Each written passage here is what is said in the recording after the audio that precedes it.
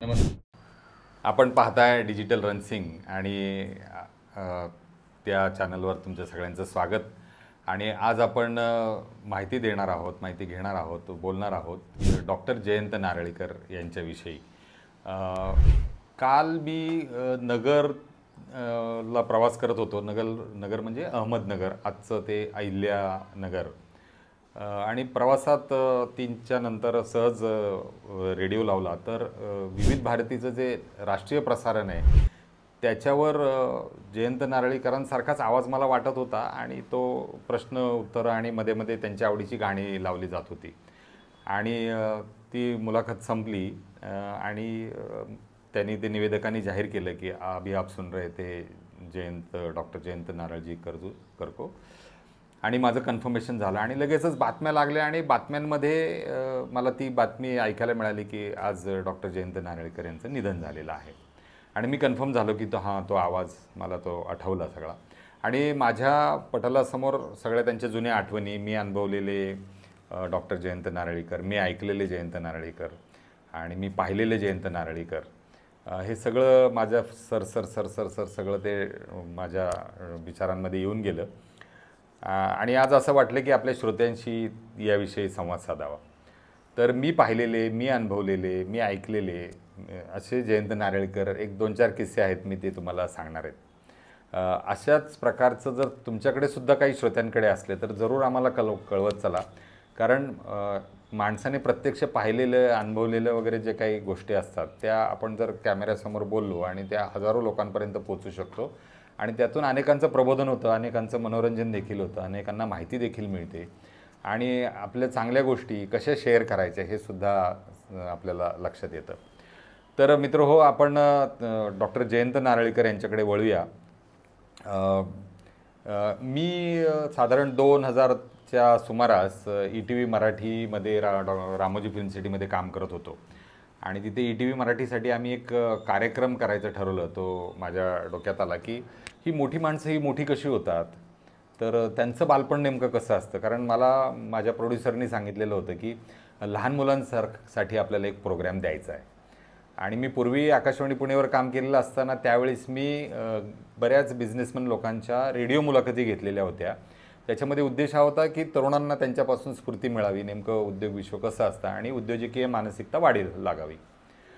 मग त्याचा मला फायदा झाला आणि मी हा कार्यक्रम डिझाईन केला की त्याच्यामध्ये बालपण मोठ्यांचं, म्हणजे ही मोठी माणसं मोठी होताना ही नंतर मोठी होतात, पण त्यांचं बालपण कसं असतं, त्यांनी बालपणामध्ये काय काय केलेलं असतं, कशा खस्ता खाल्लेल्या असतात आणि कसं त्यांचं मोल्ड झालेलं असतं नंतरचं जीवन, हे काही त्यातनं काही उलगडता येईल का आणि आजच्या बालकांना काही त्याच्यामध्ये बोध घेता येईल का, किंवा ह्या थोरा मोठ्यांचा आदर्श ठेवून काही त्यांना तसं दिशा मिळेल का, किंवा तसे त्यांच्यावर संस्कार होतील का, या उद्देशाने आम्ही तो मोठ्यांचे बालपण असा कार्यक्रम केलेला होता.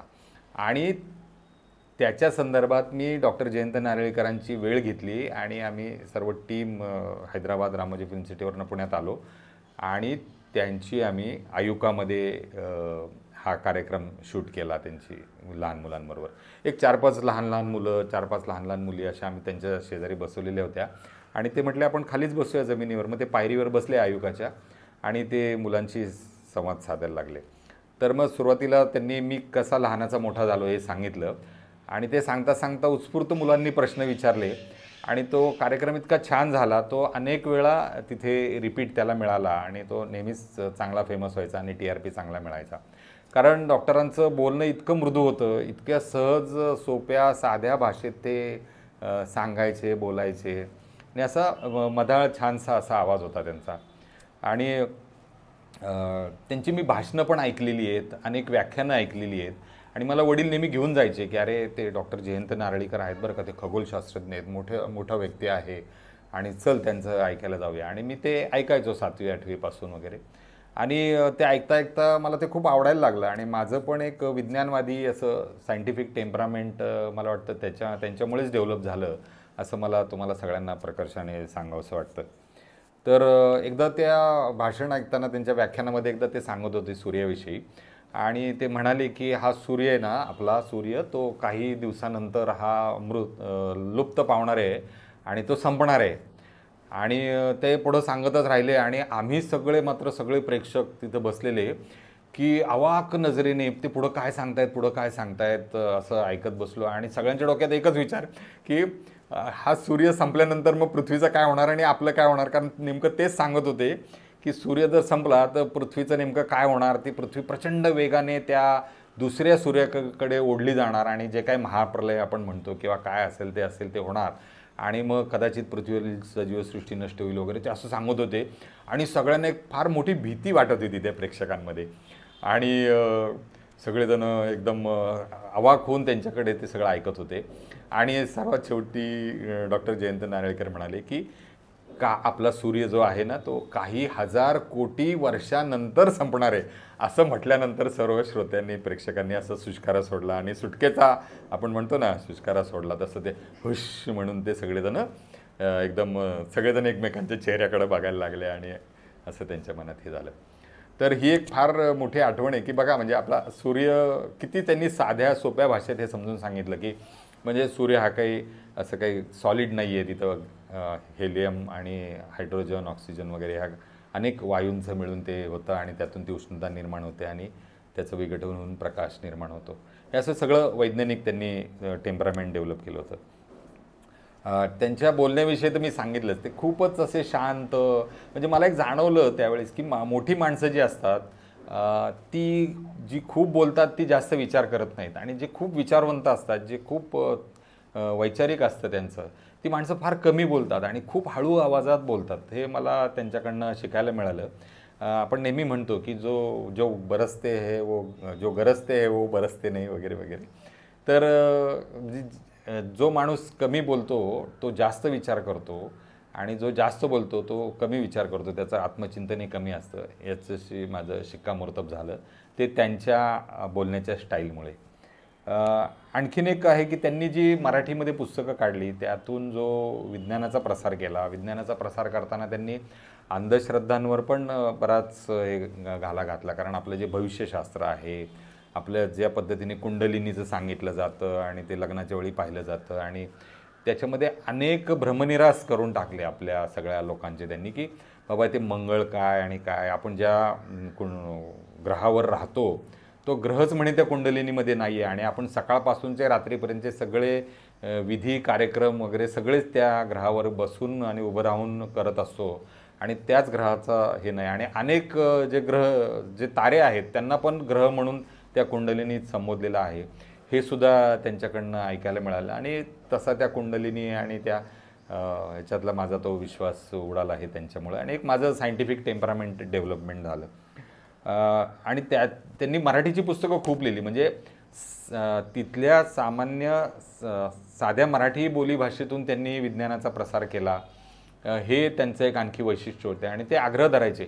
ते खूप शास्त्रीय शब्द हे साध्या इंग्रजी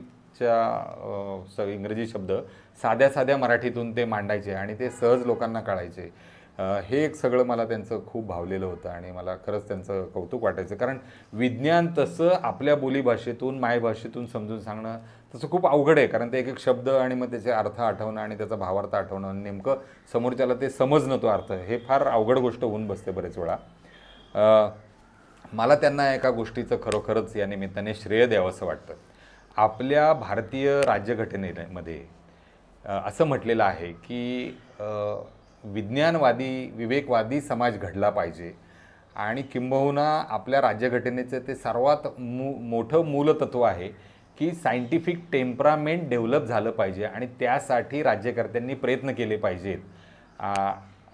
हे त्यांचं जे काही कार्य होतं या कार्यामुळेच त्यांना खरं तर गौरवलं गेलं. पण अलीकडच्या शासनाच्या डोक्यात काही हे सगळं दिसत नाही. हे एक प्रामुख्याने सांगावंसं वाटतं. पण त्यांना ते श्रेय जायला पाहिजे आणि खूप मोठी व्यक्ती होती ती. मला तर खरं तर ह्या सगळ्या गोष्टी सांगताना मी एक प्रकारे त्यांना श्रद्धांजलीच वाहतोय. मला तर असं वाटतं की अतिशय कुठल्या तरी आपल्या पुराणामध्ये काय झालेलं आहे की काही टुकार लोकांची नावं त्या ताऱ्यांना दिलेली आहेत. त्याच्यापेक्षा मला असं वाटतं की एवढा मोठा खगोलशास्त्रज्ञ जगप्रसिद्ध नावाजलेला त्यांचा लॉ आहे त्यांनी एक सिद्धांत सिद्ध केलेला आहे तो पण आहे आणि अशा डॉक्टर जयंत नारळीकर यांच्या नावाने जर एखाद्या ताऱ्याला नाव दिलं तर मला असं वाटतं की खऱ्या अर्थाने ती डॉक्टर जयंत नारळीकरांना कायमस्वरूपी अजरामर अशी संपूर्ण जगाची श्रद्धांजली राहील. आणि मला वाटतं हे मला प्रामुख्याने सांगावंसं वाटतं.